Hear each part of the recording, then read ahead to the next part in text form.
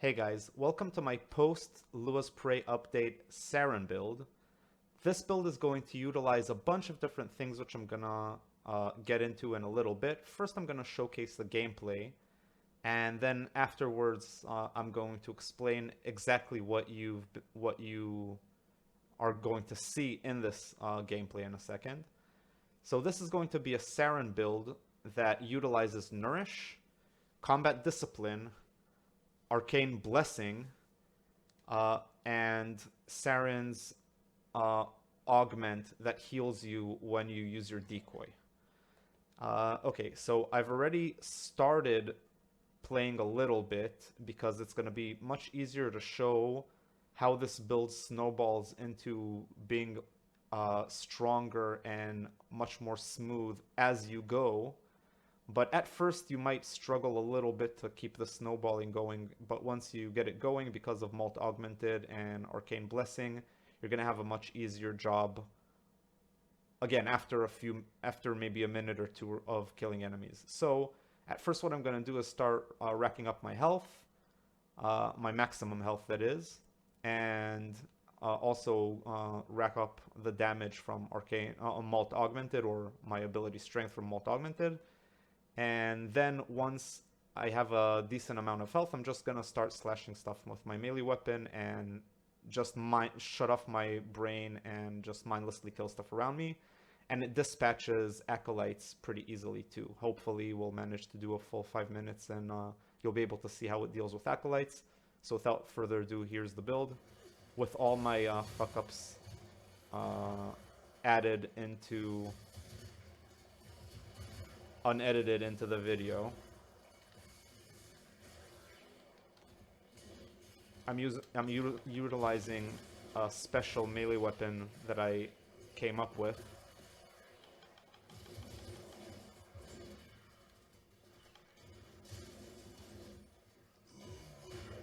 You have to keep making sure that I don't forget to... need to make sure that I don't forget to actually use my abilities to restore my shield gating.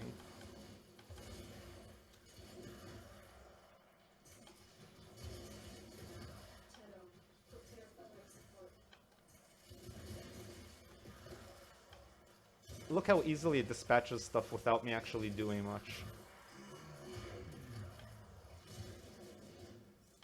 I think that was an Eximus. I didn't really care about anything. And I'm not even hitting crits, as you can tell. It's just the normal statuses that they're getting.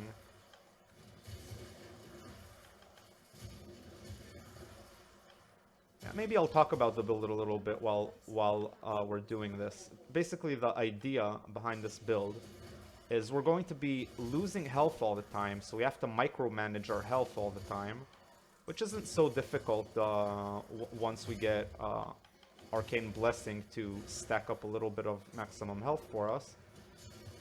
And the reason we're doing this is because we have to use what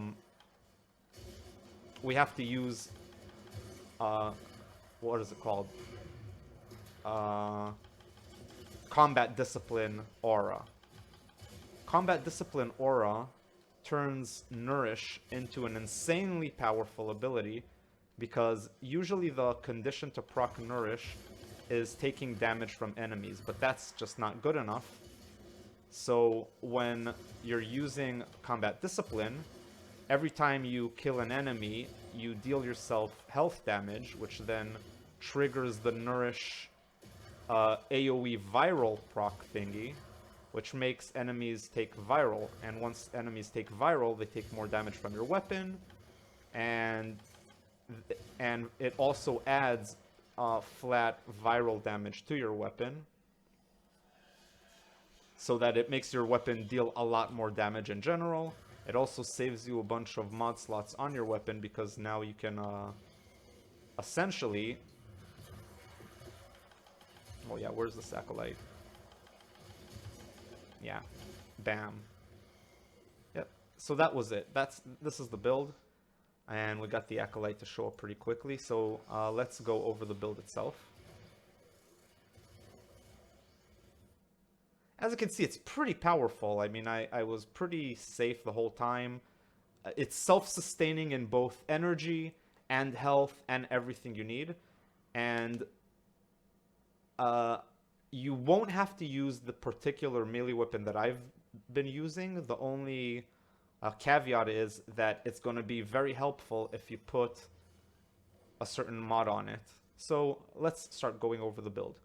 First, as for the melee weapon, why is this melee weapon special? Well, it's a Zaw that I decided to name Centrifuge, and this is a build of my own. I might make a video on it separately in and of itself, but it's using the Syath Zaw aimed at as much crit damage as possible and extra melee damage without too much emphasis on status. Now, the way you build the Zaw doesn't really matter. It's just the Zaw itself that matters. And what makes this machete Zaw unique is that its heavy attack does a multiple 360-degree turn that deals AoE damage all around you to all enemies in a pretty quick fashion. So what I'm doing is I'm spamming heavy attacks, so this Zaw is obviously modded for heavy attacks. But the main two things that make it special is Exodia Brave, which on heavy attack kill regenerates, adds to my energy regeneration a lot. This actually is able to make you be able to spam your abilities non-stop. Trust me, this build, you will have nothing but energy coming out of every orifice that you have. Life Strike also synergizes with this, and this is what you should probably put if you're going to use a different weapon. And this is the more important thing, which is plus 20% lifesteal on heavy attack. And this is enough that as long as you deal damage with your 360 spinning, you'll keep your health up all the time. And as I said, your health is going to go up because of using Arcane Blessing, which is a new arcane that came up in Lewis Prey. And every time you pick up a health orb, it increases your max health. For the rest of the mission, there's no timer or anything like that. The only time it would go away, it doesn't even go away if you fall out of the map or anything like that. The only time this would go away is if you die and if you bleed out and completely die without being revived. And that's basically it. Same with Molt Augmented.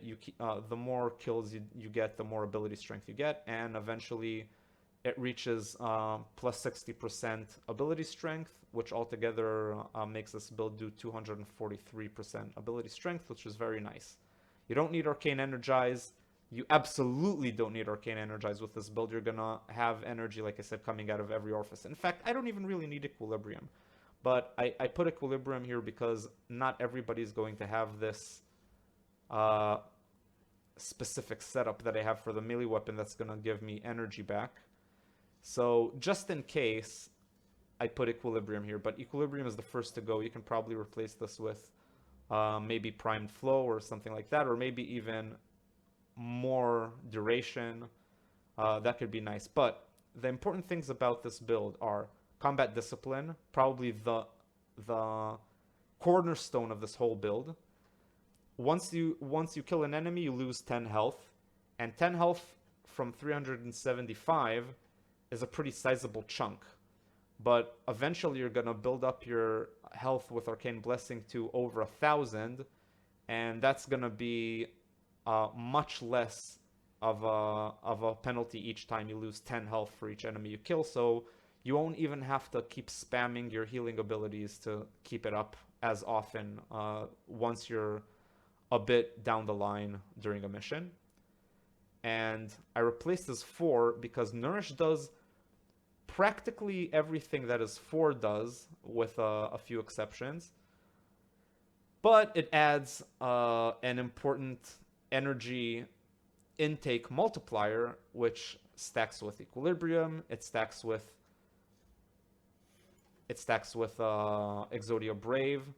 And this build, again, like I said, you're not going to have any energy problems, so you can keep spamming your Molt all the time, non-stop, to help your health up, keep your health up all the time, so that you basically don't die. And with this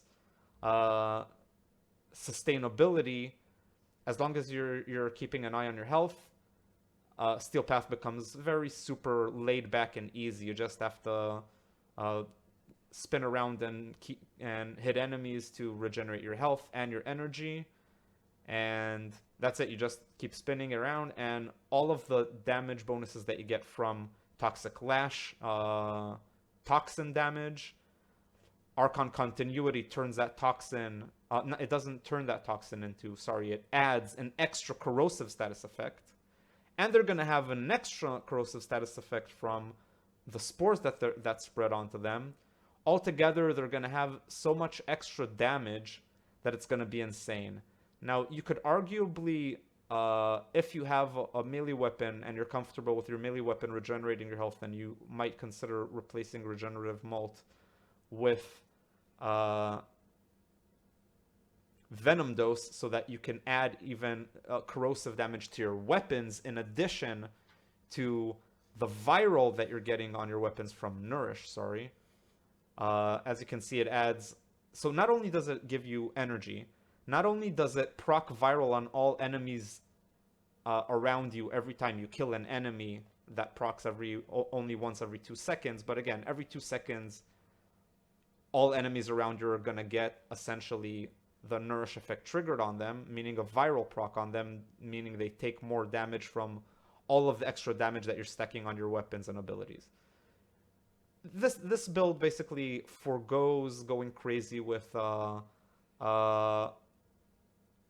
arcanes designed for melee damage or critical damage or stuff like that, or energy, for just stacking a whole bunch of extra damage on your weapons and then just going crazy in a kind of laid back way, that the only thing that you need to care about is making sure that the duration, which is pretty high by default on Toxic Lash and Nourish, that these two are basically active at all times.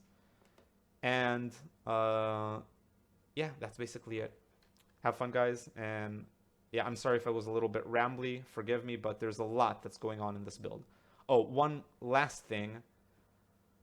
I have 3 Augur mods on this build to be able to shield gate efficiently enough on Saryn.